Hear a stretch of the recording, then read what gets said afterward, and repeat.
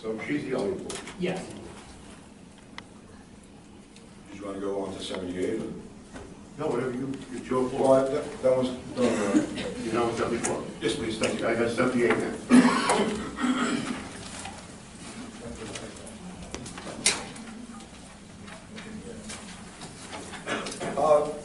We're talking about this property at 55 Motor Parkway here. It's a, right now it's an empty lot. It lies adjacent to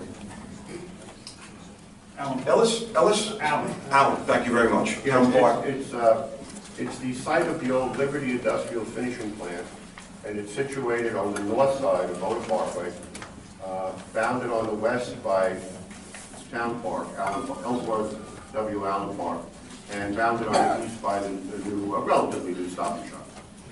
So from what I saw, back in '07, the town passed a resolution 147.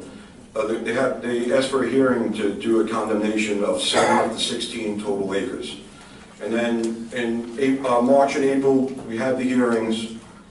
In June of 2007, the town then passed a resolution to acquire 7 of the... Rob, keep going. Okay, thank you. 7.5 of the 16 acres. In 2010, sorry. In 2010, I'm sorry, Tom, we didn't buy it? We did pay. Okay. Okay, in 2010, there was a resolution passed, 437. The resolution was pertaining to ongoing litigation related to environmental remediation and litigation at the Liberty Industrial Site. And then in 2011, they passed 2 more resolutions authorizing appraisal services. So what I'm curious to find out is how much did we, if we did acquire the property, I might have the date wrong, but if we did acquire the property, how much did we pay for it? How much have we spent since we bought it in relation to that property, and what's the ulterior goal of owning that property? I mean, personally, I noticed that it was changed from, you did a resolution to change it from light industrial to recreation, so I would assume you want to extend the park, but I'd just like to know what's going on. That's all. All right. When I came onto the town board, that was a major goal. I live in the Farmville area, Stony Mountain, Johnville. That was a super fund that was basically polluted by the federal government and the responsible parties. And contaminated the groundwater and everything else. It was just a mess. People who lived in Farmville had a dream that that once would be cleaned up to the maximum cleanup. On top of that, be, a park. So when the federal government and so-called responsible parties want to develop it, brilliantly, I gotta say, the town board led by John Bandito led the charge to actually trump them by condemning the property. With that, they were caught off guard. Instead of putting the minimum cleanup, they put the maximum cleanup by re-condemning it. With that, it was probably the best purchase for the town of Oyster Bay and for Farmville. Number one, that it extends the park at Allen Park. And it's a step further, Massapequa, because we cleaned up the water source. We were short on fields and everything else. We're at the point right now, we have development and we have plans to develop our property to make it an extension of Allen Park. So today we're at the title that you guys passed a resolution to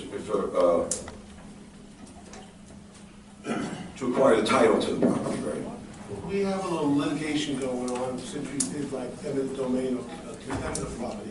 So it's counsel to represent us, to make sure everything goes to get a clean title. So do you have any, I'm sorry.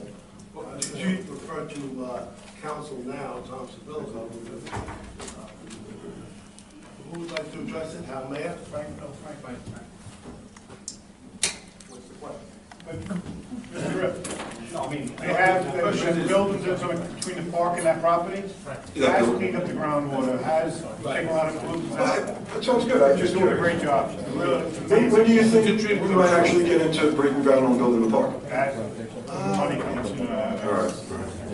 Moving forward, I just wanted to get an idea what was going on. That's all. Thank you for the answers. Very good. Not a problem. Yeah, Fred, the question was on the resolution, correct, Rob? Yeah, I just wanted to find out basically how much money we spent on this endeavor so far. I have to get the number on the quality of it. It would take me some time to explain to you, you take it out of context, the kind of next is called eminent domain procedure. So we have hearings, then we give them an advance payment, then we go litigate the appraisal, we litigate the value of the property. So we gave them a advance payment, I guess you would, in layman's term, would be a down payment. I'll get you the number. For some reason, maybe it was $4.5 million, something like that. And then, if there's further litigation on if they contest the value of it, which they did, because they say it's worth more. And that's why you have resolutions for appraisers on our side. They're going to have appraisers on their side. There's going to be a little battle of the experts. Right. And the court's going to make the final determination. And then if it's more than $4.5 million, we get the difference. If it's less than $4.5 million, we got to get the. That's in a nutshell how it works. Thank you, Mr. Scrilla.